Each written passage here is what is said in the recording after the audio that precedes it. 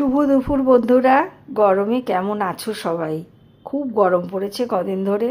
তো গরমে আর বেশি রিচ কিছু খেতেও ইচ্ছে করে না, তো হালকা পাতলাই খেতে ইচ্ছে করে। তো আমি একটা হালকা রান্না করছি, মাছের ঝোল। তোমরা আমার মতন কে কে এইরকম খাও আর খেতে ভালোবাসো অবশ্যই জানিও। কে কে আমার মতো রান্না করো এইভাবে সেটাও জানিও। কিছুই না, খুব সিম্পল। একটু রুই মাছ ভেজে তুলে নিয়েছি, কড়াইতে একটু সেই তেলের মধ্যে একটু জিরে তেজপাতা ফোড়ন দিয়ে দিয়েছি। আর আমি নিয়েছি একটু আলু আর বরবটি। তোমরা তোমাদের পছন্দ মতন সবজি এর মধ্যে অ্যাড করতে পারো।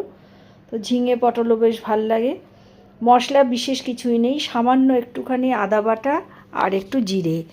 তো একটু আদা জিরে ওই শিরের মধ্যে বেটে নিয়েছি, আর একটা তেজপাতা দিয়ে দিলাম।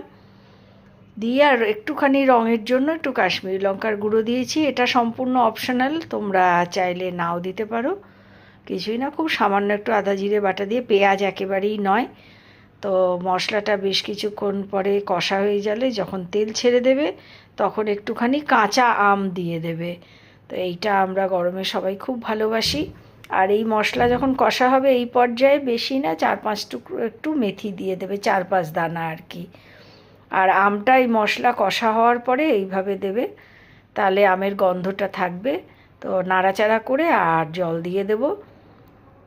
আর বেশ কিছু করে মাছগুলো আমি ছেড়ে দেবো, তোমরা যে যেমন ঝোল খাবে সেই অনুযায়ী জল দেবে। আর দিয়ে দেবো বেশ কিছু কাঁচা লঙ্কা, একটু ঢাকা দিয়ে দিচ্ছি। মিনিট 5 পরে এই যে ফুটে গেছে। আর কড়াইতে স্ট্যান্ডিং টাইমে রেখে দিয়েছিলাম, এই রকম দেখতে হয়েছে। তো তৈরি হয়ে গেল আমার কাঁচা আম দিয়ে আর আলু বরবটি দিয়ে পাতলা মাছের ঝোল।